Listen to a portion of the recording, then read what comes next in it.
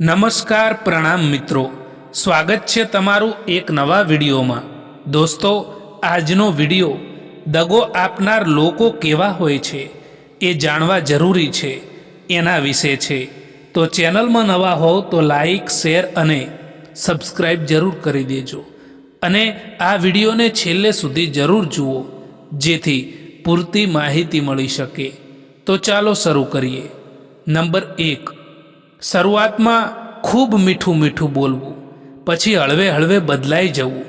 દગો આપનાર લોકો શરૂઆતમાં ખૂબ જ મીઠા, દિલદાર અને પરફેક્ટ લાગે છે, પણ થોડો સમય પછી તેમનું વર્તન બદલાઈ જાય છે।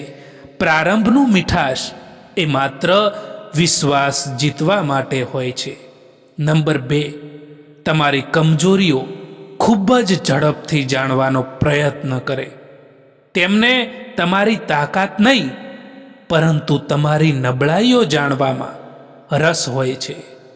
જ્યારે કોઈ વ્યક્તિ તમારી દરેક નબળાઈઓ શોધે તો એની પાછળ કોઈને કોઈ ઈરાદો હોય છે।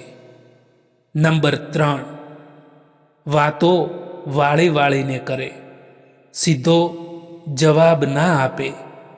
દગો આપનાર વ્યક્તિ સીધો જવાબ આપતા નથી, તેઓ બધું ગુમાવીને ટૂંકમાં વાત સમાપ્ત કરે છે। નંબર 4, હંમેશા તમારું ધ્યાન રાખે એવું નાટક કરે। તેઓ તમારી ચિંતા કરે એવું બતાવે, પણ હકીકતમાં એને તમારા ઉપયોગમાં જ રસ હોય છે। નંબર 5, તમારી ગેરહાજરીમાં તમારી જ વાતો કરે। દગો આપવાના લક્ષણોમાં સૌથી મોટું લક્ષણ તમારી પાછળ તમારી નબળાઈઓ અને તમારા કાચા મુદ્દાઓ બીજા લોકોને કહે છે। નંબર 6, તમને એકલા પાડવાનો પ્રયાસ કરે। સાચા લોકો તમારી આસપાસ ન રહે જેથી તમારા પર એમનો જ કાબુ રહે। નંબર 7, તમારી સામે મીઠી મીઠી વાતો કરે અને જ્યારે તમારી ગેરહાજરી હોય ને ત્યારે તમારી જ બુરાઈ કરે, તમારી જ નિંદા કરે। નંબર 8, તમે જ્યારે આગળ વધતા હો ત્યારે તમારી નિંદા કરે, ઈર્ષ્યા કરે। તમે આગળ વધો એ લોકોને ગમતું નથી હોતું। મજબૂત થવાની મજા એ તો ત્યારે જ આવે સાહેબ, જ્યારે આખી દુનિયા તમારી હારવાની રાહ જોઈને બેઠી હોય। મતલબ છે તો લોકો યાદ કરે છે, બાકી ક્યાં કોઈને કોઈની ચિંતા છે। સમય માણસને સફળ નથી બનાવતો, પરંતુ સમયનો સાચો ઉપયોગ જ માણસને સફળ બનાવે છે। જીવનમાં બધું મળી જાય એ જ ખુશી નથી હોતી દોસ્તો। ઘણીવાર તો જે નથી મળતું ને એ જ આપણને શીખવે છે કે સંતોષ શું છે। માણસની ઈચ્છાઓ અનંત છે, પરંતુ આભારી બનતા શીખો। જે મળે છે એ પણ કિંમતી હોય છે।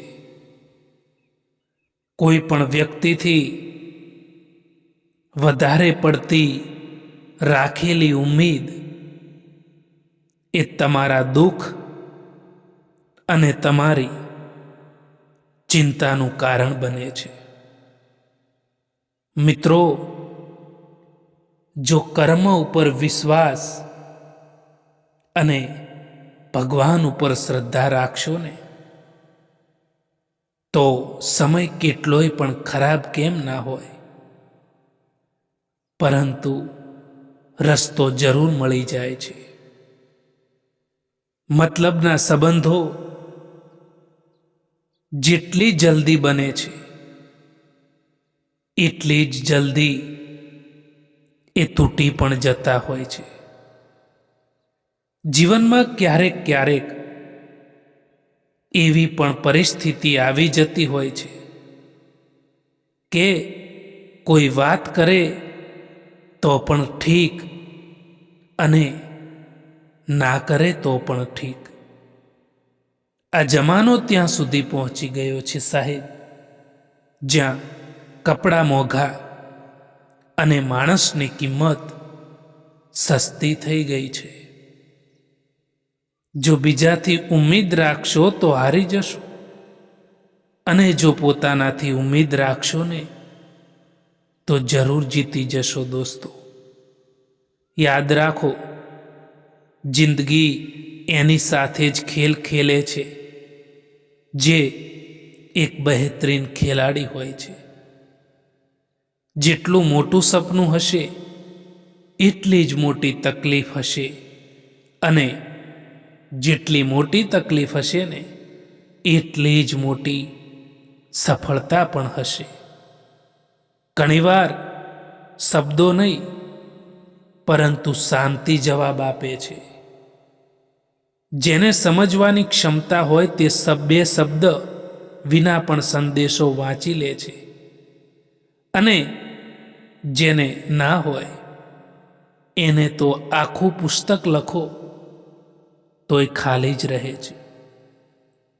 સમયસર કદર કરી લેવાનું શીખી લેજો સાહેબ, કારણ કે અહીં જિંદગી અને અમુક માણસો ફરી પાછા નથી મળતા. જીવનમાં જે દગો મળવા પર અને દુઃખ મળવા પર પણ ખોટા રસ્તે નથી જતા ને, અને હંમેશા ઈમાનદારીનો રસ્તો પસંદ કરે છે, એ લોકો ભગવાનને ખૂબ જ પસંદ આવે છે. વિશ્વાસ નાજુક હોય છે, એકવાર તૂટે પછી ફરી જોડાઈ પણ જાય તો એ પહેલા જેટલો પારદર્શક રહેતો નથી.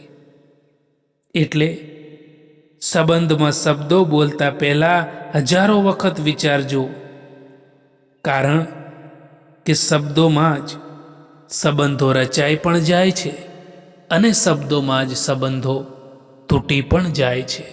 દોસ્તો, આ વિડીયો પસંદ આવ્યો હોય તો આ ચેનલને સબસ્ક્રાઈબ કરવાનું ભૂલતા નહીં. વિડીયો જોવા માટે આભાર.